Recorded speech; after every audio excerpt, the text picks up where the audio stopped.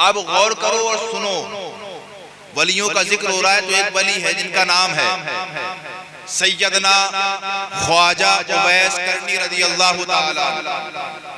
दुनिया में सरकार की ज़ियारत से ज्यादा बड़ी चीज न थी, न है, न कयामत तक होगी, क्योंकि सरकार की ज़ियारत इतनी बड़ी नेमत है, इतनी बड़ी नेमत है कि जिसने एक बार सरकार को मोहब्बत से देख लिया, फिर उसके मकाम पर ना कोई गौस पहुंच सकता, ना कोई कुतुब, ना कोई अब्दाल, ना ही कोई अल्लाह का वली, कोई मौलवी हाफिज कारी दुनिया में कयामत तक वो इबादत करता रहे फिर भी उसके मकाम को नहीं पहुंच सकता जिसने नबी को एक बार ईमान की हालत में मोहब्बत से देख लिया हो। यानी इतनी बड़ी नेमत। हम लोग सरकार को देखने का जज्बा रखते हैं, लेकिन ख्वाजा उवैस करनी को देखो, सरकार से इतनी मोहब्बत थी, इतनी मोहब्बत थी कि सरकार खुद फरमाया करते थे, ओ सहाबा यमन की तरफ से जब हवा चलती है तो मुझे मोहब्बत की खुशबू आती है।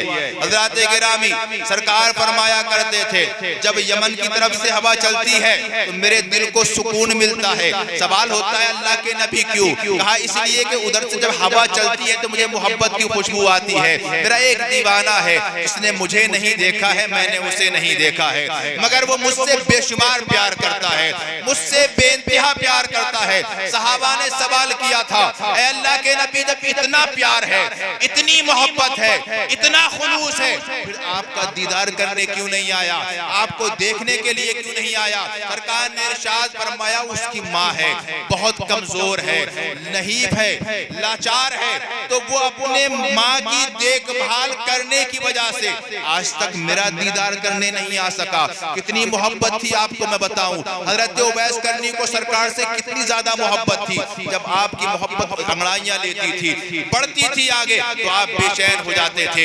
एक दिन इतने बेचैन हो गए, इतने बेचैन हो गए कि अपनी माँ से कहते, ओ माई आज मेरा दिल फटा जा रहा है, आज मेरे दिल पे मेरा कंट्रोल नहीं है। अगर मैं आज अपने मदीने वाले को देखने नहीं गया, अगर आज मैं अपने यार को देखने नहीं गया, अगर आज मैं अपने दिलदार को देखने नहीं गया, तो माई कहीं ऐसा ना हो कि तेरे उवैस का सीना फट जाए, उसका दिल साथ छोड़ जाए। तो मेरी माई मुझे इतनी छूट दे दे कि मैं अपने नबी का, अपने आका का, अपने माशूक का एक बार दीदार कर लूं। माई जवाब देती है, ऐ मेरे लाल मैं जानती हूँ तू अपने नबी से बड़ी मोहब्बत करता है, बड़ा प्यार करता है, बड़ा इश्क है तुझे, तेरे इश्क जैसा मैंने किसी का इश्क नहीं देखा, तेरी मोहब्बत जैसी मैंने किसी की मोहब्बत नहीं देखी, मगर बेटा मेरी देखभाल कौन करेगा? जवाब देते अम्मी जान मैं आपकी देखभाल करूंगा,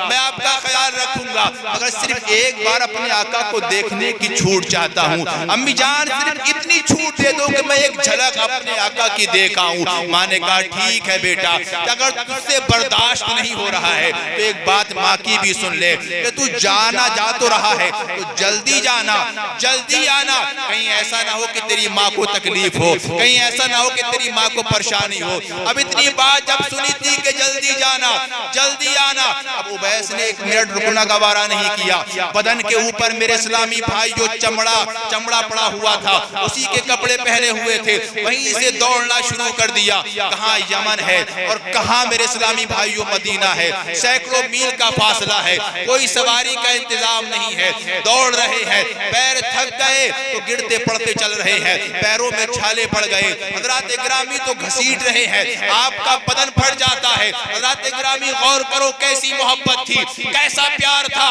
कैसी उल्फत थी, इतनी तड़प थी नबी को देखने की कि पैरों में छाले पड़े, फट गए, खून बहने लगा, लेकिन रुकने का नाम नहीं है। वजह क्या थी?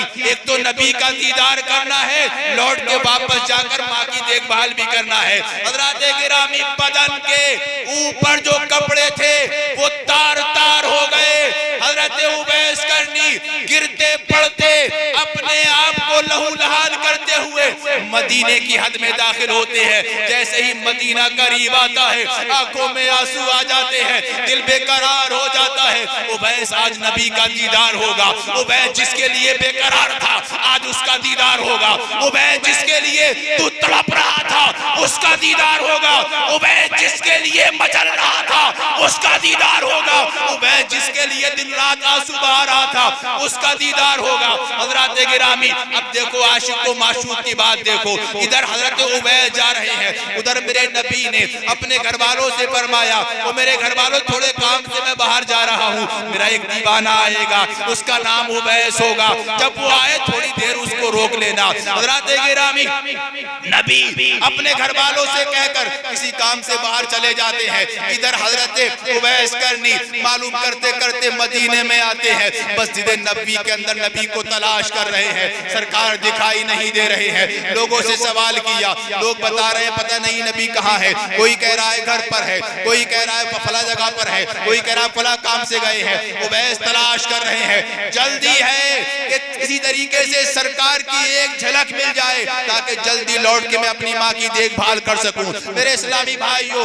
उवैस करनी वो है जिसके बारे में बिलाल कहते हैं कि दुनिया वालों को रश्क होता है कि बिलाल आशिके रसूल है। दुनिया वाले जिक्र करते हैं कि बिलाल आशिके रसूल है। बिलाल जिक्र करता है कि दुनिया के लोगों, बिलाल का इश्क उवैस के इश्क के आगे फेल है, क्योंकि मेरा इश्क का जिक्र दुनिया वाले करते हैं और उवैस के इश्क का जिक्र मदीने का ताजदार करता है।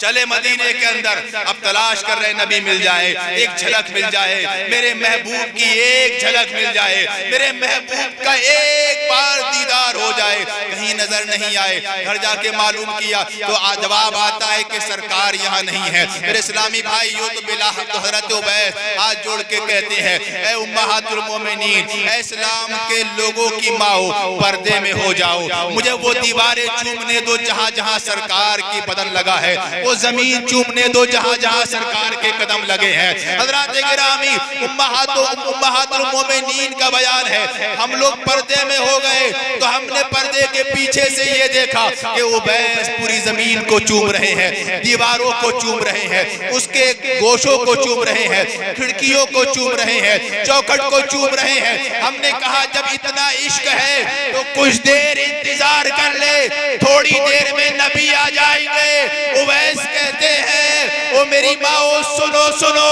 मैं इंतजार कैसे करूं, मेरी माँ मेरा इंतजार कर रही है, मैं नबी का इंतजार कैसे करूं। मेरी माँ दरवाजे पे इस इंतजार में बैठी होगी कि मेरा लाल आएगा, मेरा ख्याल रखेगा। हजरत गिरामी अब रोते हुए वापस जा रहे हैं, अब भी तड़प वही है कि जल्दी घर पहुंच जाऊं, कहीं मेरी माँ को कोई तकलीफ ना हो। अब भी तड़प वही है कि जल्दी घर पहुंच जाऊं, कहीं मेरी माँ को कोई परेशानी ना हो। अब दौड़ रहे हैं, पैर पहले ही जख्मी थे, अब चल रहे हैं, पैर पहले ही जख्मी थे, कंकर पैरों के अंदर घुस जाते हैं, खून बह रहा है। उवैस का इश्क कह रहा है कि ऐ उवैस, तेरे नबी ने तेरे ऊपर माँ का ये हक रखा है कि तुझे हर हाल में उनकी खिदमत करना है।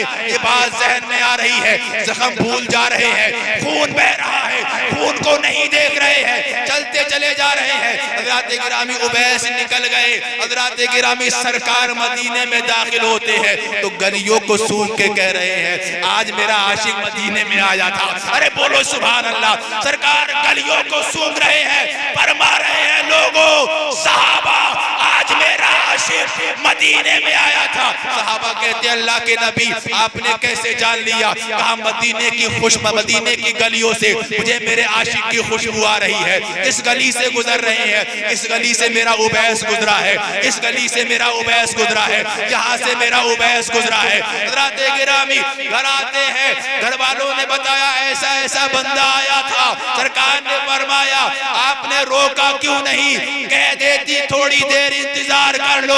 जवाब देती है, अल्लाह के नबी हमने रोका था और ये कहा था कि नबी का थोड़ी देर इंतजार कर लो।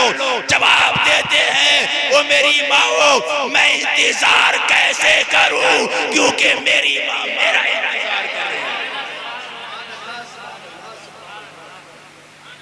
अब आप गौर करो, आप जरा सी देर में माओ को दूर कर देते हो। उवैस का इश्क पागलपन की हद तक, एक आम बात बता रहा हूं, पागलपन नहीं है, असल अकल वही है जो सरकार दे। सिर्फ समझाने नहीं बोल रहा हूं मैं, मतलब उस इश्क की कोई इंतहाई नहीं। यानी इतना इश्क था जब सरकार ने हजरत उमर हजरत अली को जुब्बा देके भेजा था। आप गौर करो कि कितना इश्क होगा। वहां पहुंचे तो सरकार का जुब्बा जब दिया, उवैस को ये जुब्बा लो, मतलब बाकी हो जाएगा, मैं सुना नहीं रहा हूँ पूरा वाकया। तो हजरत उवैस ने देखा कि सरकार ने जुब्बा भेजा, लोग सरकार के बाल, वुजू का बचा हुआ पानी, वुजू के एक एक बूंद पानी की लड़ते थे, और यहाँ तो पूरा जुब्बा मेरे लिए इतनी बड़ी बरकत मिल रही है। तो तड़प गए।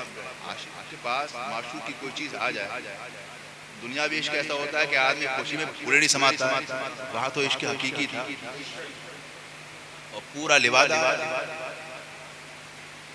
आया। तड़प हजरत अली ने देखा, हजरत उमर ने देखा, बेचैन, इतनी बेचैनी, इतना इश्क, इतनी मोहब्बत। सवाल करने लगे, उवैस जब इतनी मोहब्बत थी तो नबी से मिलने क्यों नहीं आया? इतने प्यार था तो नबी से मिलने भी आया। जवाब देते हैं कि मैंने कभी अपनी आंखों से अपने माशूक को दूर नहीं होने दिया। उवैस चलता है तो सरकार का दीदार करता है, उवैस बैठता है तो सरकार का दीदार करता है, उवैस खाता है तो सरकार का दीदार करता है, उवैस लेटता है तो सरकार का दीदार करता है। मेरा नबी कभी मेरी आंखों से दूर नहीं हुआ। हज़रत उमर कहते हैं फिर भी ज़ाहिरी हयात में देखने आ जाता। कहते हैं उवैस, अच्छा तुमने देखा है? बहुत बार देखा है। तो कहते हैं अच्छा एक बात बताओ, मेरे नबी की जो भौएं थी वो मिली हुई थी या जुदा जुदा? अब हजरत अली और उमर दोनों एक दूसरे को देखते हैं। यार देखा तो बहुत बार है, मगर कभी नबी के चेहरे पे नजर ही नहीं जम पाई। हमें क्या पता भौएं मिली हुई हैं या? वाली से पूछ रहे हैं तुमने, उमर तुम्हें?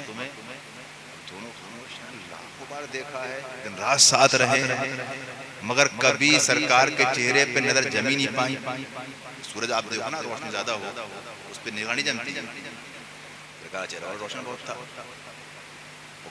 कुछ अदबन।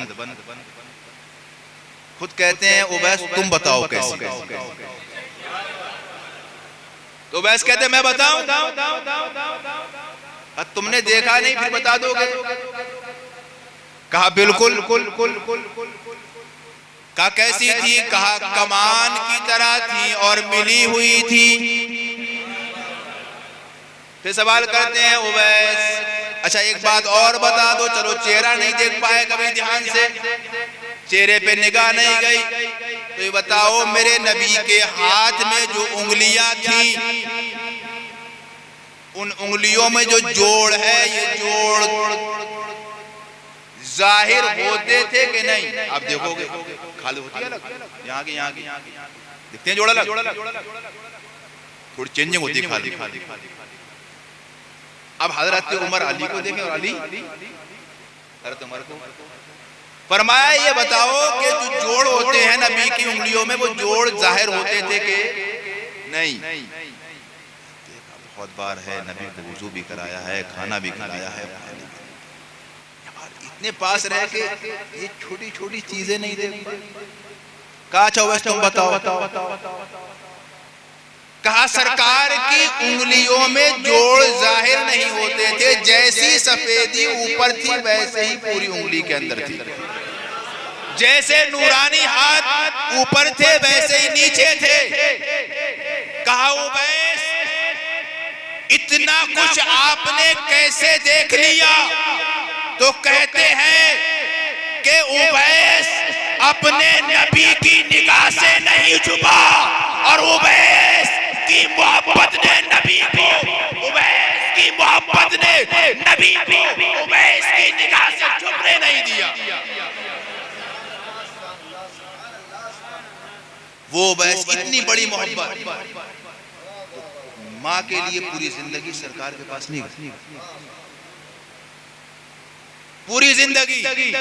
और आज हम गौसे आदम का नाम लेते हैं, माँ ने जहाँ कुछ कह दिया चूल्हा अलग कर दो, अब हम अलग खाएंगे अलग कमाएंगे, हमें तुमसे कोई मतलब नहीं।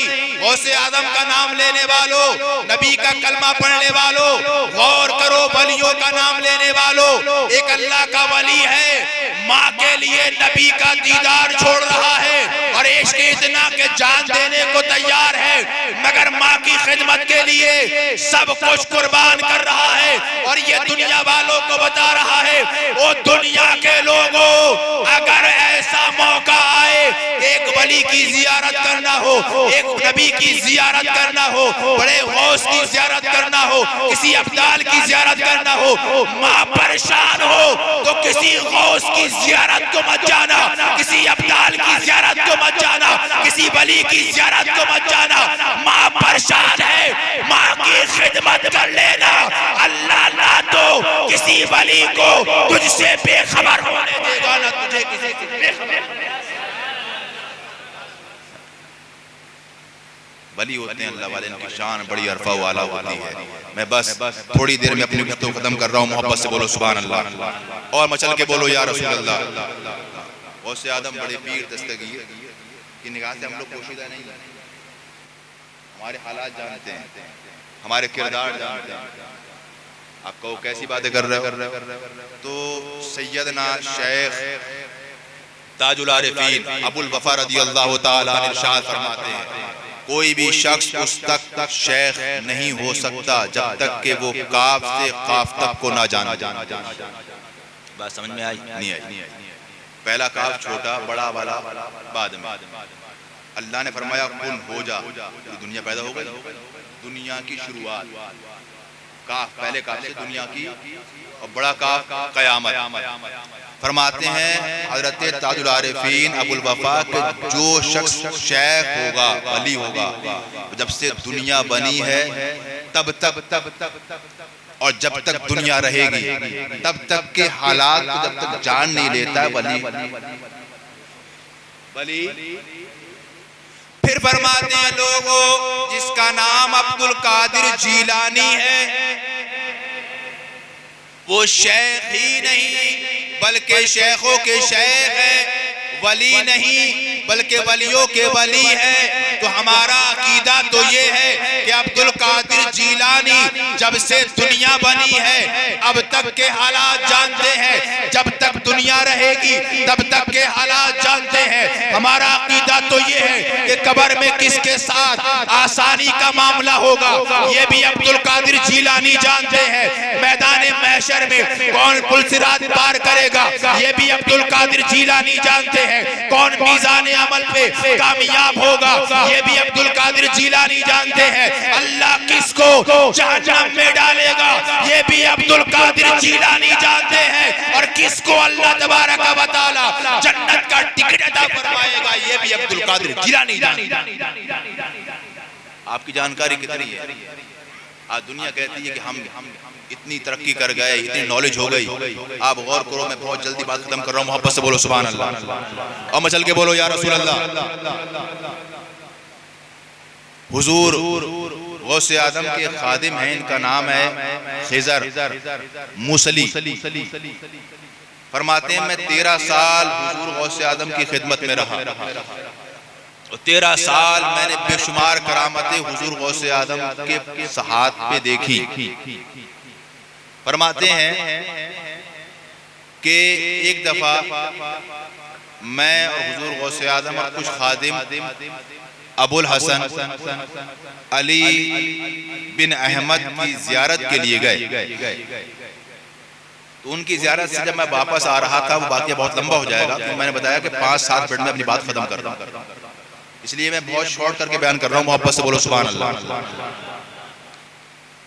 फरमाते हैं हजरत खिजर मूसा अली के जब हम वापस होने लगे तो सरकार गौसे आदम ने मुझसे फरमाया, ओ खिजर तू मूसल शहर चला जा, इसलिए कि अल्लाह ने तेरी पुष्ट में एक लड़का रखा है। बोलो समझ में आ जाए। कौन जानता है कि किस आदमी की पीठ में कौन है? आज की साइंस बता सकती है, आज के डॉक्टर बता सकते हैं कि कितनी तुम्हारे लड़के होंगे, कितनी लड़कियां होंगी। पीठ के अंदर जो आदमी के जरासीम होते हैं उन्हें देखकर कोई भी डॉक्टर, कोई भी साइंसदान, कोई भी हकीम ये नहीं बता सकता कि इसके जरासीम में कितने लड़के हैं, कितनी लड़कियां। पर गौसे आदम की निगाह बता रही थी लोगों, कयामत तक साइंस वाले मिल जाए फिर भी गौसे आदम के कदमों तक नहीं पहुंच सकते। इसीलिए तो कहा था, सर भला क्या कोई जाने कि है कैसा तेरा, औलिया मलते हैं आंखें वो है तलवा तेरा। मेरे इस्लामी भाइयों गौर करना, इरशाद फरमाया, ओ खिजर तू चला जा मूसल शहर, वहां पर अल्लाह तबारक व तआला तुझे एक बेटा देगा।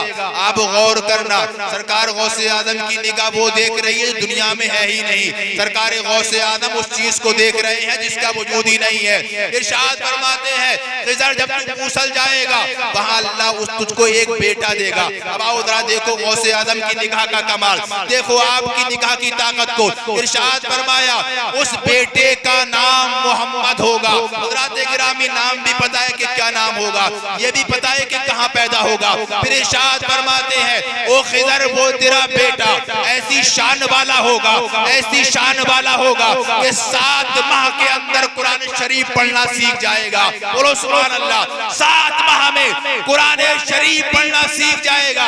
जब तेरा वो बच्चा 7 साल का होने वाला होगा उस उम्र के अंदर वो हाफिज कुरान बन जाएगा। हज़रात गिरामी इरशाद फरमाते हैं, ओ खिजर सुन ले, जब तू वहां जाएगा तो तेरे बच्चे को जो पढ़ाने आएगा वो आंखों से नाबीना होगा, उसका नाम अली होगा, बगदाद का रहने वाला होगा। हज़रात गिरामी गौर करो, जो लोग ये कहते हैं कि नबी को पीछे की खबर नहीं, नबी को इल्मे गैब नहीं, गौसे आज़म को देख ले, गौसे आज़म के हालात पढ़ ले।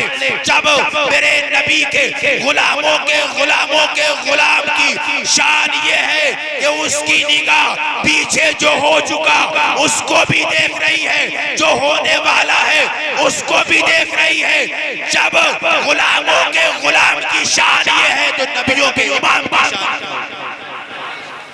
अब और करना मेरे इस्लामी भाइयों, उसके बाद फरमाते हैं हजरत खिजर के 601 हिजरी के अंदर अल्लाह ने मूसल शहर के अंदर मुझे एक बेटा दिया। और गौसे आदम रज़ी अल्लाह ताला अन्हु की बात मैं आपको और बताता हुआ चलूं, जल्दी जल्दी मेरे इस्लामी भाइयों मोहब्बत से बोलो सुभान अल्लाह। गौसे आदम ने फरमाया, उसके बाद 94 साल 5 माह 7 दिन जिंदा रहेगा। हजरत गिरामी गौर करना, कौन कहाँ मरेगा, कितनी उम्र में मरेगा, किस टाइम मरेगा, किस जगह मरेगा, ये कोई नहीं जानता। और गौसे आदम की निगाह देखो, गौसे आदम का कमाल देखो, गौसे आदम का किरदार देखो। मेरे इस्लामी भाइयों इरशाद फरमाया, ओ खिजर मूसली सुन ले, तेरी उम्र 94 साल 5 माह 7 दिन होगी, तू मूसल शहर में रहेगा। लेकिन मौत तेरी मूसल शहर में नहीं बल्कि अरबल शहर के अंदर होगी। और इरशाद फरमाते हैं, ये भी सुन ले, इतनी लंबी उम्र पाने के बाद ना तो तेरी ताकत बाजू कम होगी, ना तो तेरी ताकत समाअत कम होगी, ना तो तेरी ताकत बसारत कम होगी। यानी तू जैसा अब देखता है ऐसा ही 94 साल की उम्र में देखेगा, जैसा अब सुनता है ऐसे ही 94 साल की उम्र में सुनेगा। जिस तरीके से अब बोलता है ऐसे ही 94 साल की उम्र में बोलेगा।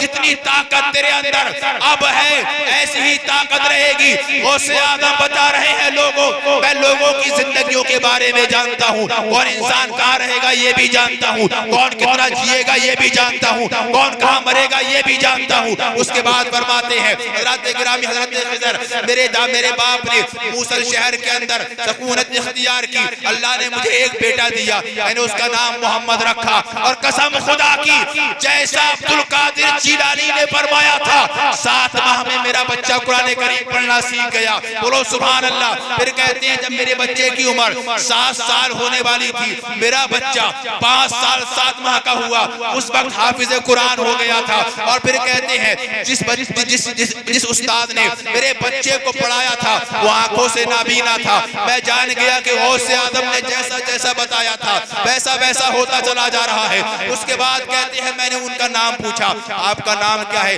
जवाब देते हैं मेरा नाम अली है। मैंने पूछा कहाँ के रहने वाले हो? जवाब देते हैं बगदाद का रहने वाला हूँ। गोया जो चीज आने वाले जमाने में होने वाली थी मेरे गौसे आदम उसको देख रहे हैं, दुनिया वालों को बता रहे हैं। जब गौस की निगाह से आगे के हालात नहीं छुप सके तो नबियों के नबी की निगाह से दुनिया के हालात कैसे छुप सकते हैं? उसके बाद वही लड़का जो पैदा हुआ था जिसका नाम मोहम्मद था, उसका बयान है। वो ये बात 670 हिजरी के अंदर बयान करते हैं। कहते हैं कसम खुदा की, उस रब की कसम, मेरे बाप ने 94 साल 5 माह 7 दिन की जिंदगी पाई, अरबल शहर के अंदर विसाल किया। इस मुद्दत में कभी उनकी निगाह कमजोर नहीं हुई, कभी बोलने की ताकत कमजोर न हुई। गोया गौसे आदम बता रहे थे अगर मैं दुआ कर दूं तो जैसा इंसान जवानी में होता है ऐसा ही बुढ़ापे में रहेगा। दुआ कर दूं कभी निगाह कमजोर नहीं होगी, दुआ कर दूं कभी सुनने की ताकत कमजोर न होगी, दुआ कर दूं कभी बाजू की ताकत कमजोर न होगी। जब नबी के गुलाम की दुआ का ये आलम है कि इंसान के हालात बदल दे, उसकी जिंदगी बदल दे, उसका सिस्टम चेंज कर दे।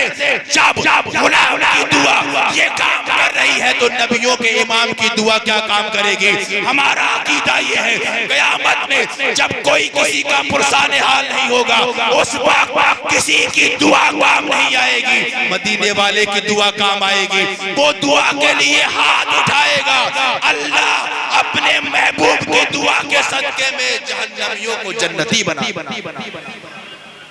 बहरहाल आप गौर करो गौस आदम की शान क्या है।